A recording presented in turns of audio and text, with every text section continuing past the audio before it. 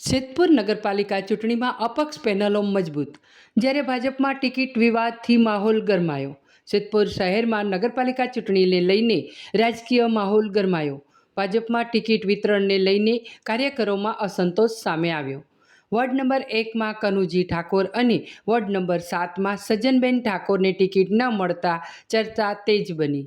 સ્થાનિક સ્તરે ઠાકોર સમાજમાં નારાજગીની લાગણી વ્યક્ત. બંને નેતાઓ અપક્ષ તરીકે ઉમેદવારી નોંધાવી. ચૂંટણીમાં અપક્ષ પેનલો મજબૂત બની શકે તેવી શક્યતા. જેતપુરમાં આ ચૂંટણી રસપ્રદ બનવાની પૂરી સંભાવના. રાજકીય સમીકરણોમાં મોટા ફેરફારની ચર્ચાઓ તેજ બની. વોર્ડ નંબર 7 હું વિનાબેન બોલું છું. અમારો ઉમેદવાર રાજુજી, બરોબર, એના પેલી આવી તું ને નોમ આવી તું, જાહેરાત બધી જ થઈ અને ટિકિટ ચમ કેન્સલ થઈ. ભાજપ વાળોને ચમ અમે પેલી એ કરી, એવું ના ચાલે. અમારે કોમ બધું કર્યું રાજુભાઈએ. અમે હાઈકોર્ટમાં જાઉં, રાજુભાઈ કોમ સારું છે. હા, એમની વાઈફનું નોમ આવ્યું હતું, બધું આવ્યું હતું, સજનાબેન રાજુજી.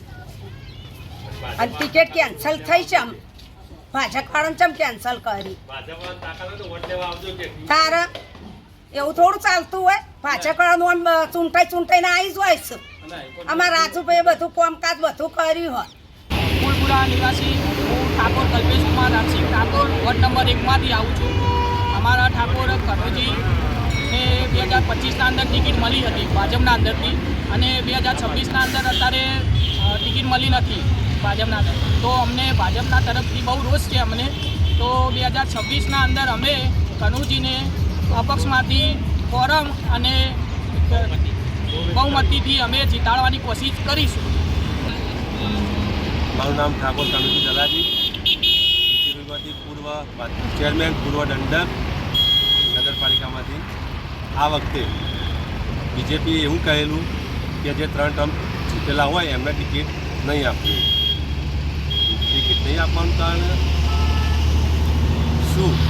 મોટું કારણ કે નહીં આપવી એટલે બીજા વોર્ડોમાં જે લડેલા હતા ને 4-4, 5-5 ટર્મ એમને ટિકિટો આપી અને અન્યાય મારા ઠાકોર સમાજમાં અન્યાય કરવામાં આવે બીજેપી તરફથી.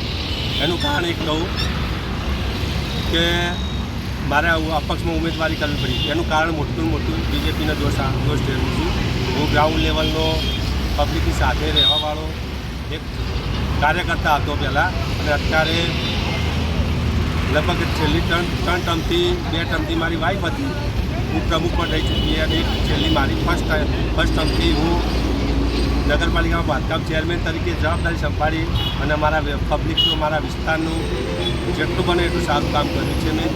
અને બીજું કે આ સમાજ જોડે અન્યાય થવામાં આવ્યો કે ગઈ રાત્રે જે બીજેપીના મેન્ડેટમાં ઠાકોર વોર્ડ નંબર 7 જે ઠાકોર રાજુજી રવાજી એમના ઘેરથી સજ્જનબેન રાજુજી કે એમને રાત્રે 12 વાગે એમનું મેન્ડેટ કેન્સલ કરવામાં આવે છે અને એ વ્યક્તિ સવારે બીજેપીમાં ફોર્મ ભરવા જાય છે ત્યારે એમને ખબર પડે છે કે તમારું બીજેપીમાં ટિકિટ તમને ફાળવેલ નથી, કોઈ અન્ય સમાજને ફાળવવામાં આવેલ છે. તો પેલા જે ભાઈ હતા રાજુજી રવાજી એમને એકદમ એટેક આવે ને એ પ્રોબ્લેમ થઈ ગયો. આ કોઈને મારવાનો પેત્રો કર્યો ને એવી અમને તો એવું વાતાવરણ લાગે છે. આ તો ભાઈ સારું હતું કે મજબૂત હતા, તે કશું થયું નહીં. પછી એમને પણ બીજેપી સામે બાયો ચડાવીને અપક્ષમાં ઉમેદવારી કરી છે અને બીજેપીમાં વોર્ડ નંબર 7માં જે આયાતી ઉમેદવારો લાગ્યા છે, સ્થાનિક હતા, એમને કાપવામાં આયાતી. તો આયાતી કઈ રીતે ચલાવશું અમે? અને મારા વોર્ડમાં તો હું ચોખ્ખું કહું છું કે મારા ફૂલપુરા વોર્ડ હોય કે ચાહે લક્ષ્મીપુરા, કેપલ્લા હોય, એ પ્રચાર કરવા બીજેપીવાળા જશે તો એનો જવાબ મારે નથી આપવાનો, અમારી સ્થાનિક પબ્લિક આપશે.